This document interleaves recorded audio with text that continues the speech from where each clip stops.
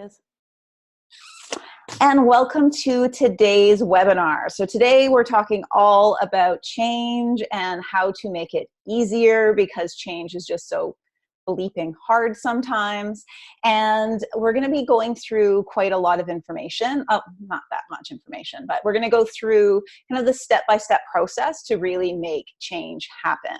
And what we're going to be talking about today is why is change so hard in the first place? And a new way of looking at change, as well as the actual ways to do it. Like, how do you really do this in your life? And move from like, I'm not sure if I can do this in the first place, to like, I got this, I can do this. And then there'll be a lot of room for Q&A at the end. Just gonna let a few more people in. That's so lovely. And we'll also have a lot of time for Q&A. So if you have any questions that come up, be them nutrition questions or questions about the content or anything, just type them in the chat as we go. So that way you don't forget about them. So, and then at the very, very end, I'm gonna go through all of your questions.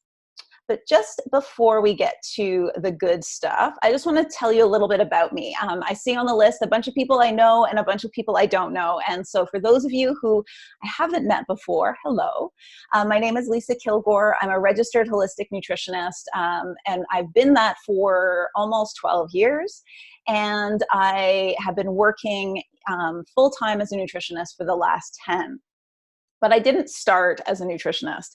I actually started as a very unwell music student with adrenaline junkie tendencies. And I lived in Toronto, and I jumped out of airplanes, and I rock climbed. And I decided about 10 years ago that I needed a completely new life, that what was going on just simply wasn't working for me anymore. And I wanted a new life. And so what I did was I packed up my life and my cats and moved across the country into British Columbia. So I left Toronto and I moved to the interior of British Columbia. I live in Peachland, just outside of Kelowna. And I moved here to do two things. I moved here to be a holistic nutritionist full-time and start a new business, and I moved here to rock climb. And unfortunately, or fortunately, however you want to look at it, those are not a good combination. If you're doing the like heavy, stressful work of building a business, it is not a good idea to spend your evenings and weekends doing something that involves so much adrenaline and so much energy like rock climbing. So I have to say BC has mellowed me. It wasn't long before I moved from rock climbing to paddle boarding, and I am not a Olympic level paddleboarder. I am sit on my board and look at how pretty everything is. And it finds better balance in my life. So I have a place where I can use my adrenaline junkie tendencies in building a business and doing this work that I love. And then I relax on the beach. And this is a Peachland beach. I have been working one-on-one with clients for the last 10 years. At this point, I've worked with over 1,000 people, both one-on-one in person as well as online. But I do more than that. For the last 8 or 9 years, I've been a touring speaker, and I've toured all throughout Western Canada and the US. And I've got to do some cool things, including record a TED Talk at TEDx Kelowna in 2015. And that has created this wonderful life where I get to work with people and help people. I get to do this thing I love, which is share information. And it also lets me do this other thing I love, which is kind of work out puzzles. I love the puzzle of people and figuring out what's going on and what's wrong. And through my time as a holistic nutritionist, I have found a few specialties. I really, really love digestive issues and the microbiome. Weird, difficult digestive issues have become a specialty where you might have multiple problems happening. I love that puzzle. I work a lot in adrenal fatigue and burnout, and unsurprisingly, I've been there myself. I also work with a lot of blood sugar imbalances, including bringing down blood sugar in type 1 and type 2 diabetes, but also just blood sugar imbalances. But in my time as a nutritionist, I have worked with pretty much every condition. I was one of the few holistic nutritionists in the area when I moved here, so I got the experience of doing a lot of different things. And through that, I realized that our current way of looking at how we eat isn't working for us. And in that time, I've developed a different way of looking at food, and I call it real life healthy eating. And let me just change my slide. There we go. And real life healthy eating is a very important concept in my world. What it is the anti-diet. It is a way of looking at food in a way that's not stressful and not frustrating and not harmful. With real life healthy eating, you're never on something, because when you're on a diet, all you can do is go off that diet. So if you have any words running through your head of thinking, oh, I don't have enough willpower to make change, or I find diets really, really hard. Yeah, it's because they are. They're really, really hard. And what we're going to be looking at today is how to create real change, real life change that isn't hard and doesn't mean you're on a diet.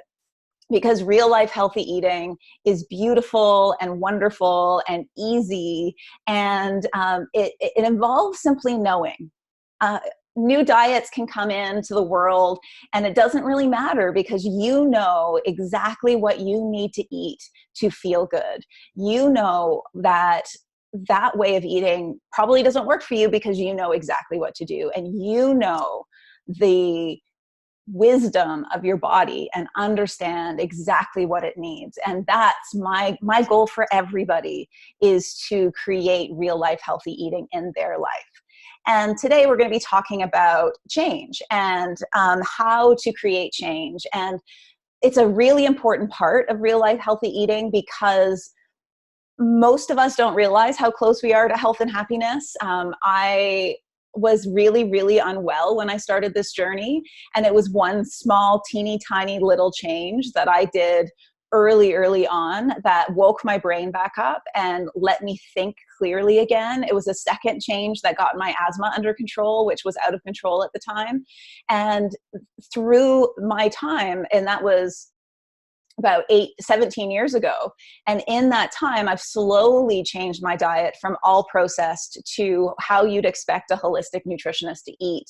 And all of this was done with this type of change theory. I've used it with all of my clients, and it's kind. If there's one thing that I can say about this, is that it's really, really kind, and that there isn't any more of that negative self-talk. So let's dive in and look at what real change is, because most of us look at change as more of a limited change. So let's use dieting as an example. So the world of dieting is in limited change. It means that you're using a lot of willpower and you're doing something really, really hard to make a kind of change. And it is only going to continue for as long as you have that energy to keep that willpower going. And that's why we fall off diets all the time, because willpower is a muscle and it eventually runs out. Real life change is one that it takes a very small amount of willpower, and it becomes permanent. It becomes a habit long before your willpower runs out. So you stop thinking about it pretty darn quickly. So there's only a small amount of time that you have to really pay attention before it just becomes your norm. So it is my norm to eat well. It's not my norm to eat Fruit Loops for breakfast anymore. And I don't want to do that because it doesn't feel very good. But 17 years ago, I thought that kind of change was impossible. And it's about finding these smaller steps and creating real change. So what does that look like? First, I want to tell you about two different studies. I just want to open up your mind in the idea that our mindset can change, but also that there is a subconscious aspect playing out all the time in our life, and that we need to be aware of this. And this is best illustrated in this popcorn study. So in this popcorn study, a bunch of researchers surprised moviegoers and said, we're going to give you a lot of free popcorn. Oh, this is my cat, Sam. He's going to walk through. There we go. And they were very happy. And so they gave them two different size tubs, one that was humongous and the second one which was bigger than that. Both of them would not have been able to be eaten at all in one sitting. Like, it was impossible to finish it. And so what they were trying to see is, does the bigger container create more of an appetite? So do the people with the bigger container eat more? And you might be thinking, like I did when I first read the study, like, what if they just, like, the people with the bigger container likes more popcorn than the other person? So what they did to make sure of that was, this popcorn was terrible. This popcorn was 5 days old. It was so stale, it squeaked. And really, it was unedible. Like, it was completely inedible, and that nobody should have had more than one or two pieces before saying, this is disgusting, and put it away. So what they wanted to see is, at the end of this movie, so the movie goers went into the movie and they were distracted. And so they want to see how many times did their hands go into this really gross popcorn? Did they eat more if their bucket was bigger?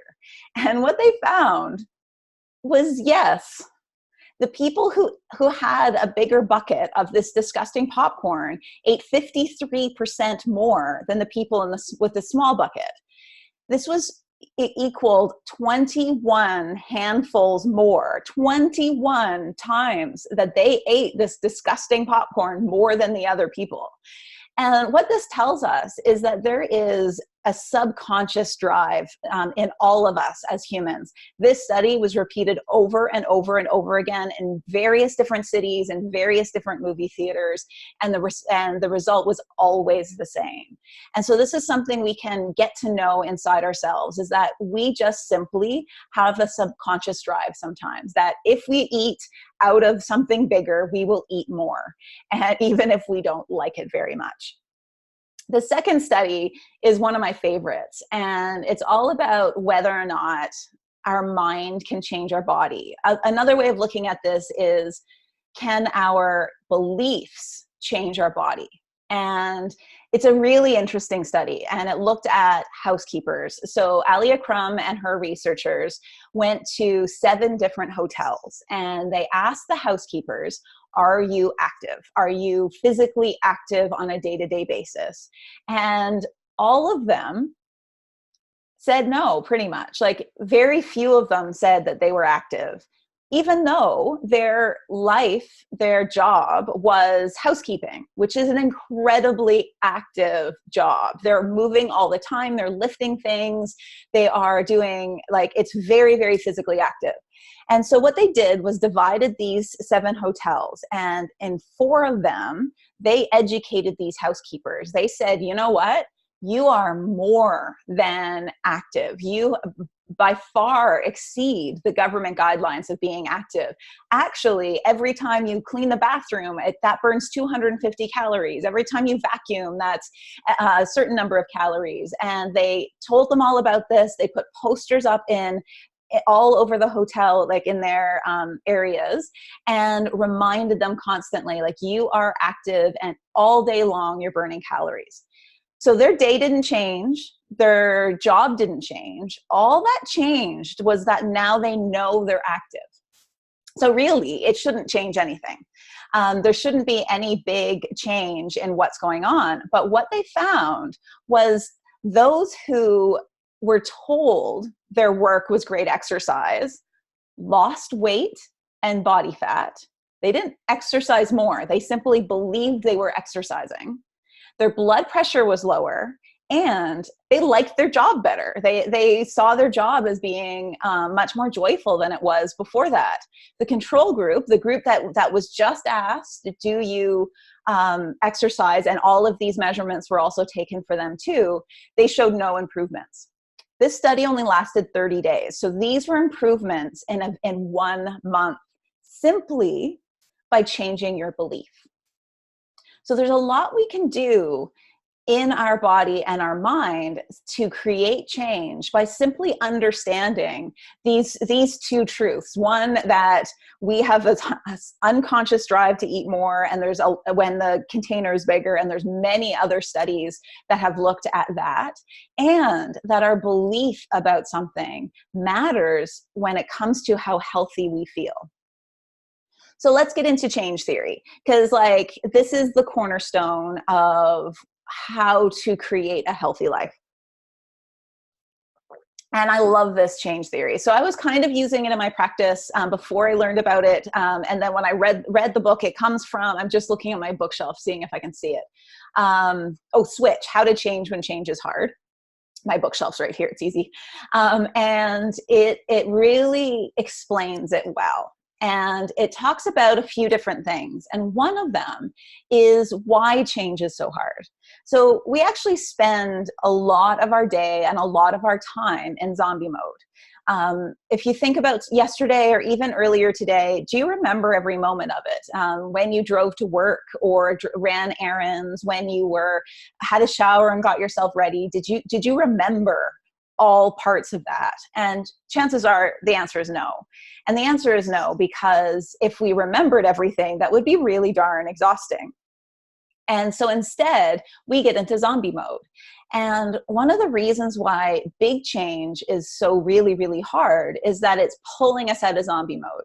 So especially say you are trying to eat healthier and you want to add breakfast to your morning, you have to pull yourself out of zombie mode when you're already sleepy to remember to have breakfast. And so this is why we can be really hard on ourselves when we're in zombie mode. Oh geez, I forgot again. And instead it's just a part of life. We can use this for our benefit. So in this change theory, it is all summed up with an elephant with a rider on top. And so the rider is our rational brain, our thinky brain. And it's the rider that decides that we want to do something. So it's a rider that says, I think we should eat healthier. We're not doing so hot. Or our energy is lower. We need to exercise. Or it's full of a lot of shoulds, and it's full of a lot of we need to do this. And then we have the elephant. So our elephant is partially our zombie mode, but it's also our emotions. So our emotional decisions happen through our elephant.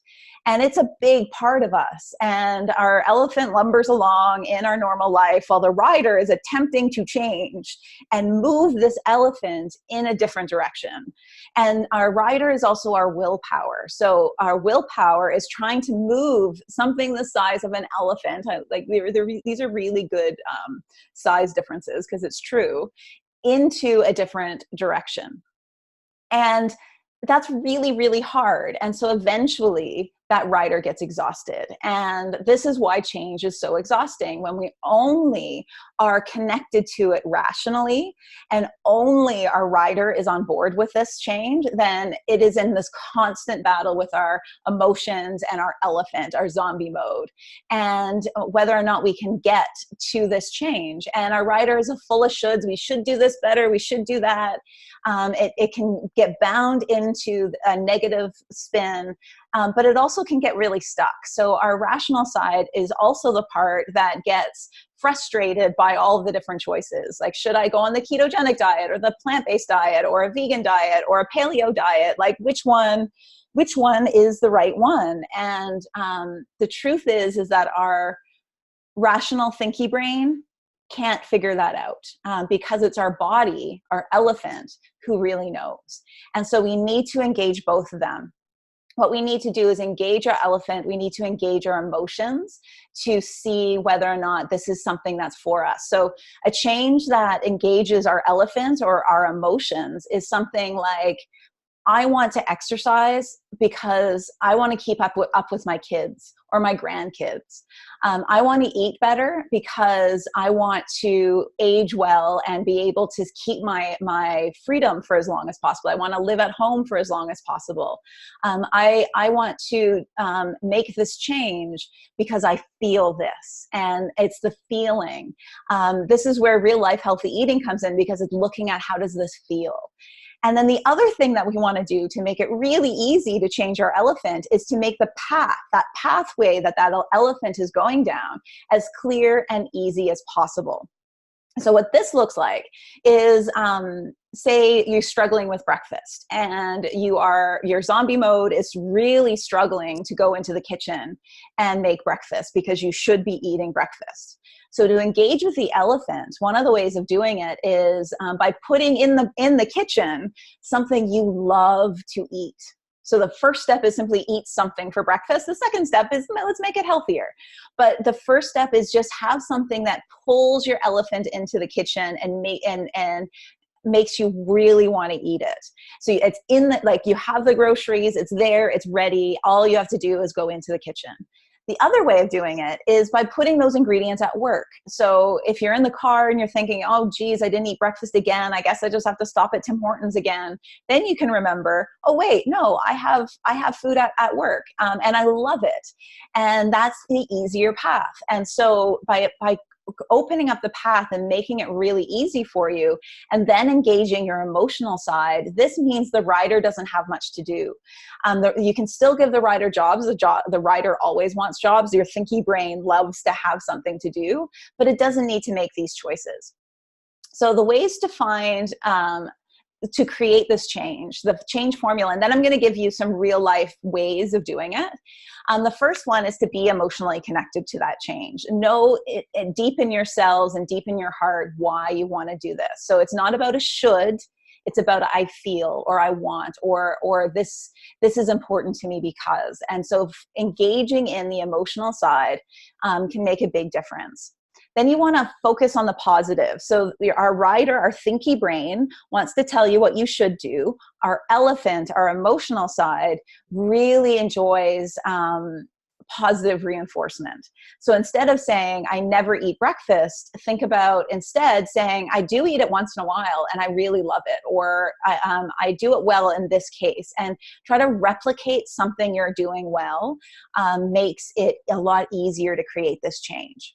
Then you want to have clear direction and clear parameters. So this is the job to give your rider. No change can really be secured if you think you have to do this forever.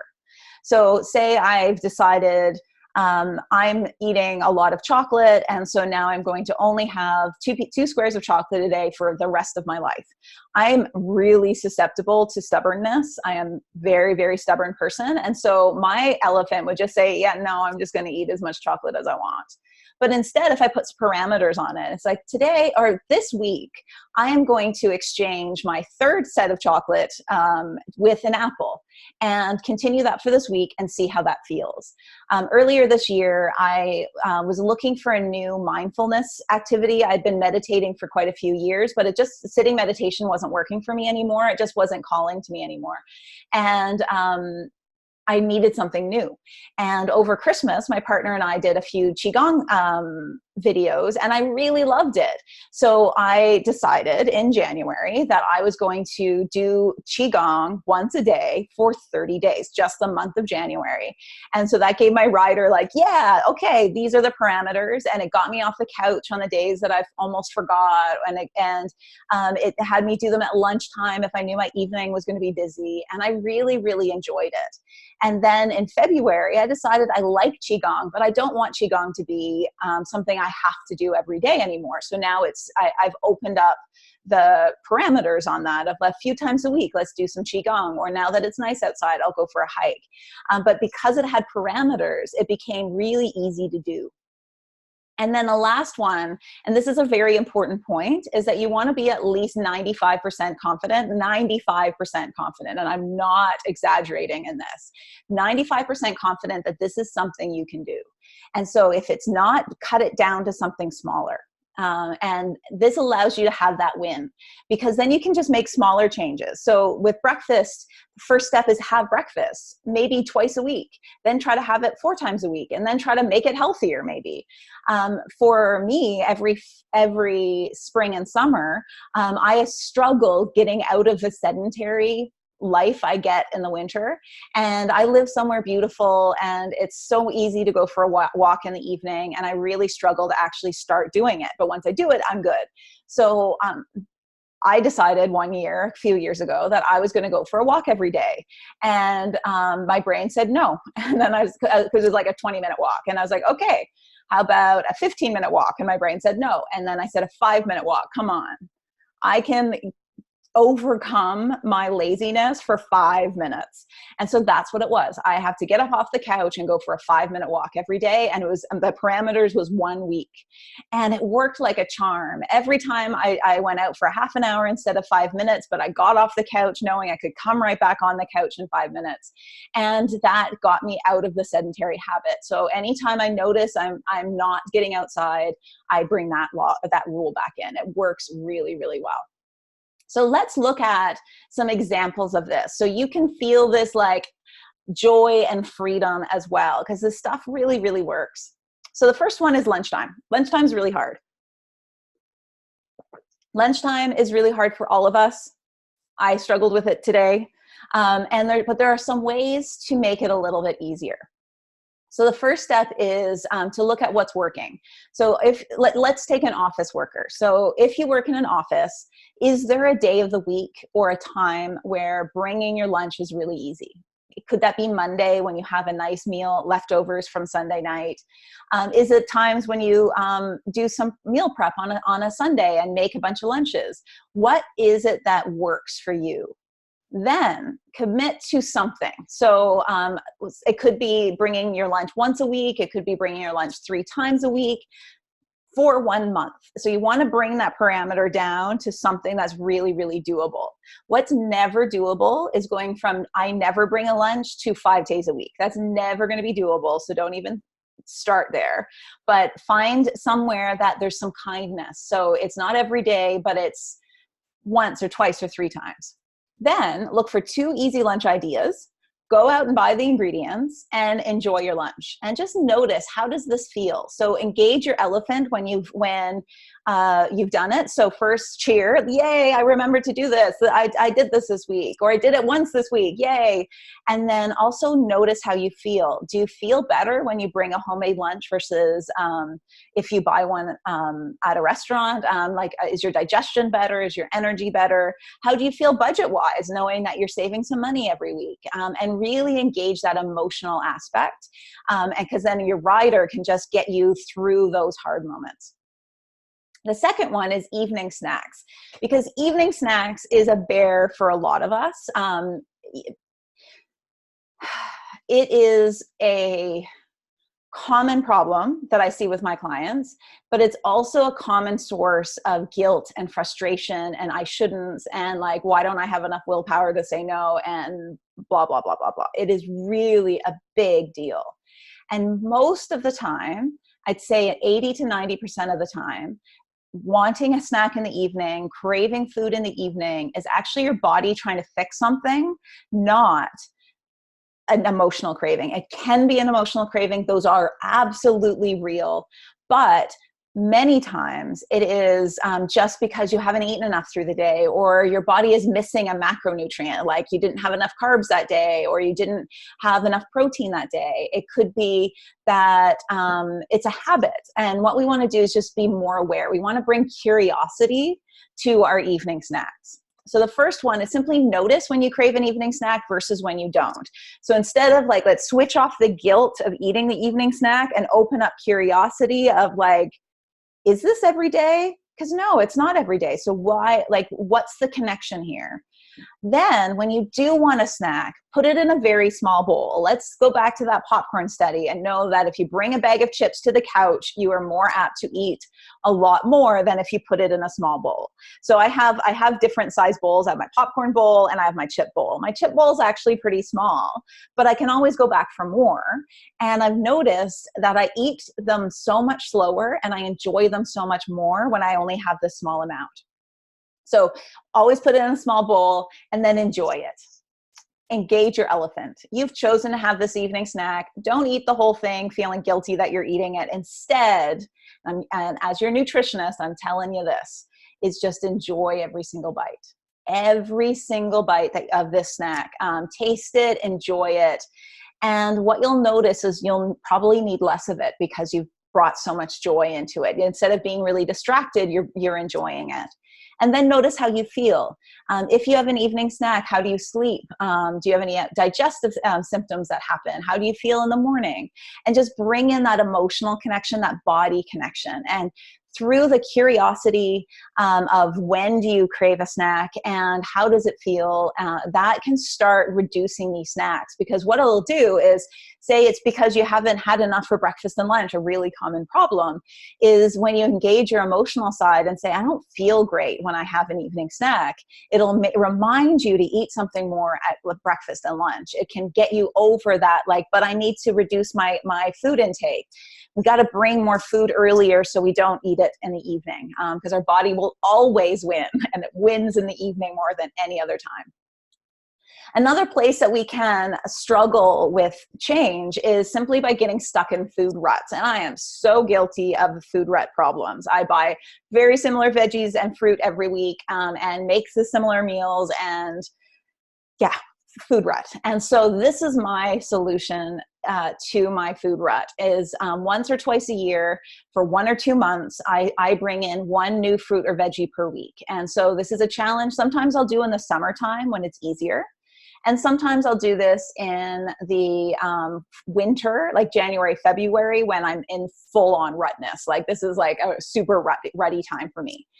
And what I do is I try them all out and I let the ones I like stick. So that has brought in bok choy and cauliflower and different fruits that I enjoy, but I just didn't buy very often, and sprouts and different salad greens. And it's really brought in foods that I really, really love. It's also made me realize things that I don't really love. I don't love radishes and I'm not going to eat them very much, so don't buy them. And what this also solves is that idea of like buying a whole bunch of great food on a weekend with this great intention of eating it all, and then the next week feeling really terrible and with some shame of saying now it's all wilted. And so what we want to do is do this in a gentle way, and in a I can do this kind of way, by just bringing one in. And then one of the easiest ways to reduce the processed food in your diet is by just simply bringing in more fruits and vegetables, because they squish out other stuff, and it works like a charm.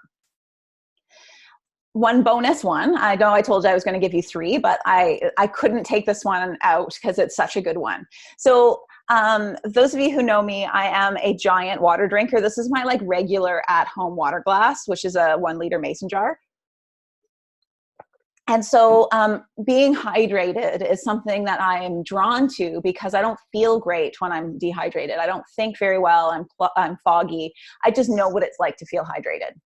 But I also know that many of you really struggle with hydration. It's a very common problem. And so this is a tip from Ivana Locke. She's a nutritionist in Edmonton, I believe. And she has this great idea. So you take a water bottle that you really love and you put a bunch of hair elastics on it. And each hair elastic is a filling of that water bottle. So decide, like, for me to be hydrated, I need to fill this bottle 3 times. So put 3 hair elastics around the bottle. And then every time you fill it, then move one of those hair elastics, or whenever you finish it, just move one of those hair elastics or take it off. And it gives you a visible idea of how much more water you need to drink that day. So in the morning, you may be looking at all of the hair elastics, like, I got to drink some now. And maybe mid-afternoon, it can remind you, it's like, oh, I still have some water to drink, because you don't want to be drinking it all in the evening where you'll just be waterlogged when you go to bed. But it can be just a visible, like, reminder to your rider that your body could use more water. And then notice how you feel when you're hydrated. So on those days where your urine is pale yellow to clear and you're feeling good, just really sit with that feeling for a few minutes and just say, wow, I do feel good when I'm hydrated, because this is going to secure that as a habit, so your rider doesn't have to keep reminding you to do it. And that's where real change comes from.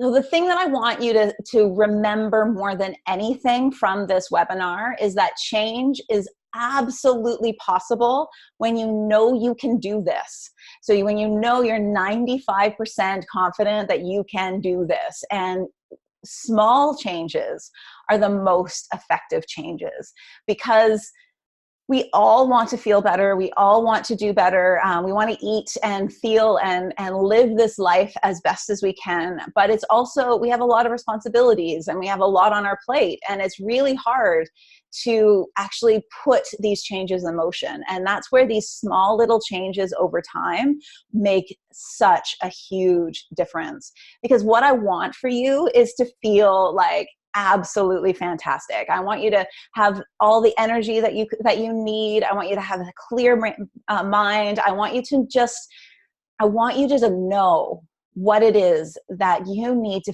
feed and fuel your body. So there isn't this question and there isn't this confusion. I want to make real life healthy eating as easy as possible for you.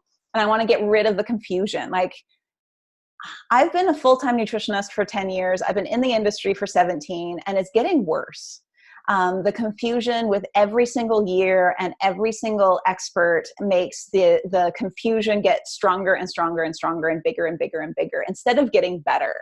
We're just getting more opinions in the muck. And so what I want you to help you with is to find what your body wants and needs, so you can just like stop listening to the chaos and stop listening to the confusion. And I want to make everything just more beautiful for you. I want you to be able to just have that joy and happiness back in your life when it comes to food. So what I've done, and I just launched on June 1st, is I've created a new website called Your Beautiful Life. And what it is it's real life healthy eating made as easy as possible. It's all the tools you need for real life healthy eating and healthy living. So what I've filled it with is recipes. There are over 100 recipes on the website right now, and I'm going to be adding at least 20 to 30 new recipes each month. Almost all of them are 15 minutes or less to make, and all of them include ingredients that are found in regular grocery stores. All of the lunches and all of the snacks, and I think all of the breakfasts, I can't remember, are all 15 minutes and less. I found tons and tons of fast and easy recipes. I'm also adding monthly masterclasses. And so these are step-by-step instructions to help you with something that you might want help with. So what's on the site right now is 3 steps to a gut reset. We go through what digestive symptoms can be and feel like, and how to easily, like it's quite simple actually, work through a 3-step gut reset inside your life. I also have added how to get more energy and heal from adrenal fatigue, and I've created step-by-step instructions for different levels of low energy. Coming up in July is experiencing real life healthy eating. So I'm going to really bring in a lot of these concepts into July's masterclass. August is going to be all about sleep. But there's so much more. I have added guided meditations made just for us by Lisa Dumas, a yoga and meditation instructor from Vancouver. She's also going to be doing some yoga classes for us and a mindfulness masterclass coming up. We also have a Nolene Slinely, who is this amazing woman that I've just connected with the last few weeks. And she's out of Poland, and she's a makeup artist who specializes in green cosmetics. So these are cosmetics that are very gentle on the skin and full of ingredients that are healthy for us. There's quite a lot of issues with our makeup and our lotions and potions and shampoo. And so she's going to guide us through how to find green cosmetics. I'm really excited for that one. But there's so much more than that. We also have a private Facebook group, and this is where you can go on every day and ask questions and let us know. There's a beautiful community there already. So we have some that are sharing recipes and their frustrations and what's going on. We're all helping each other. It's just a beautiful, beautiful group of people. I've also added discounted rates for one-on-one consulting. So if you are struggling and you need some direct guidance, or you are dealing with multiple health issues and you're just not sure where to start, I'll always have discounted rates for everybody on Your Beautiful Life to meet with me one-on-one. And my absolute favorite part, I have a whole section called my wish list section. And this is where you can go on and tell me what you need. So if there's a tool that's missing, if there's some recipes that you need, if food ideas, information on a certain topic, let me know in the wish list, and it will guide me to upcoming masterclasses. I'll answer the questions, and there's live Q&As every 2 weeks. They'll be a part of what is being created. All the founding members, I want to hear from you and know what it is that you're looking for. And this is all to feel more joy and more happiness, and just like being able to just know that I know I've got this. I know what my body needs, and I know where to find more tools when I need some support. Just today, I was really struggling with what to make for lunch. It's grocery day. I don't have a lot in the fridge right now. And so I went on the site and went through the lunches, and I got a great idea of what I actually had in that kitchen, which was really surprising, and to make for lunch. And so it's all of the tools you need to make real life healthy living as easy as possible. And so what I've created is founding member pricing. And so this is a way to welcome in all of the founding members into this beautiful site. And you are locked in at these pricing for the life of your time at your beautiful life. The pricing will go up. This is just founding member pricing, but you will always stay at this low rate. So the monthly membership gives you access to everything, the instructions and the videos and the master classes and the daily support in the private Facebook group and the bi-weekly live Q&A calls, all for just $35 US Canadian. If you're in the US, that works out to be about $26 US dollars. You'll always be charged in Canadian, but you'll usually, it's a good price always in US. But I wanted to do something a bit extra for the founding members. So I've also created a special yearly membership, and this has actually been the most popular one so far. And this gives you access to everything, but a bit more. With the yearly membership, you also get a one-on-one 60-minute consult with me that you can use anytime this year. So you can use it right away. You can use it 11 months from now. You can use it when you need it. I'll also send you a very special gift, this beautiful handmade journal that I had made specially for the group. And it locks you into the lowest price that will be offered, which is $350 for the year. And that works out to be like 2 months free with the monthly membership, or $256 US. With the conversion. But moving forward in a year, if you choose to continue with the yearly price, you've got that locked in, but you could also move over to the monthly price. And for just the yearly members, you can move over to the $35 a month price, even though the price will be higher by then. So that is this beautiful site that I've put together for you. Your Beautiful Life. It's real life, healthy living made easy. If you want more information, if you want to join the community, we'd love to have you there. It's just go to lisakilgour.com/yourbbeautifullife, and you'll get all the information, including how to join. The moment you join, you get full access to the site and the private Facebook group. So do join us, and we'd love to have you. So I'd love to open up the floor for questions. So if you have any questions whatsoever, just type them over into the chat section. But for those of you who may not be able to stay right till the end, I'm so grateful that you came. Thank you so much for spending an hour with me. I hope that you found some information that helps you through your day. And just remember that change happens when you know you can do it, when it's something that you are just absolutely confident that you can do, and that small changes are the most effective. So we have a couple questions coming in. So the first one is Nicola. She says, I'm looking forward to implementing some of the small changes by taking small steps. That's fantastic. Have struggled making changes in the way I eat and exercise, but love the idea of the 95% do goal starting and committing to just 1 or 2 days a week. Yeah, it so worked, Nicola. I stared for probably 2 or 3 years at a big cleanse that I needed to do. And then instead I just did it in small little steps, and it worked so much better. So this really does work. Joining for $35 per month to gain access to your membership sounds great. What is the cancellation policy? That's a really great question. Thank you so much for asking it, Nicola. There is no mandatory time to stay. So if you pay $35 and come into the site, you can cancel it, and all you paid was $35, and you have access till the end of the month, or 30 days after you started, and you are free to go. You do not have to stay for any amount of time.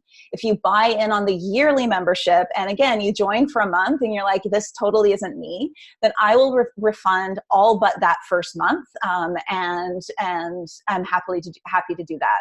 I want to make sure that you love being in this group as much as I love being in this group. I joined a membership site once that had like a 3-month commitment, and it was torture. And so I vowed never to do that. So this is you can leave anytime. All that you pay is that $35 for the first month. Anne is asking, will this work for people not living in my neighborhood? Also another great question. So yes, I live in BC, but this is all online, including the one-on-one consults. Are absolutely online. I do a lot of online consults. So even if you want to just not join the site, but want to have more support, you can also meet with me one-on-one, and we can do that online. We have in the group some people who live nearby where I live, but we also have one woman in Germany, one that's in Poland. I believe we have one in the US. They're from everywhere, and that community is just going to grow. Carolyn is asking, will the masterclass videos from previous months be saved so we can view the ones before we joined? You guys are asking all the questions I forgot to mention, so I'm really grateful for that. So thank you, Carolyn. And yes, so the master classes will always be there. So what you're going to see over the next few years is a catalog of master classes. And so the ones that are there in June will still be there in July, but we're going to get a new one in July. And in August, we'll get another one. And over the next, as long as the site is available, which will be at least a year, but I'm looking at closer to 5 to 10 years, is every single month there'll be a new masterclass. As our group grows, we'll have more and more experts coming in, doing special masterclasses, and I already have the schedule for the next year. It's going to be really fun. And those are all the questions. If you have any more questions, if you are not sure of something and you just want to ask something that's not in front of everybody, I totally hear you. My email address is lisa@lisakilgour.com, or just go to my website, lisakilgour.com, and there's a contact spot. I'm happy to answer all of your questions. Please don't hesitate.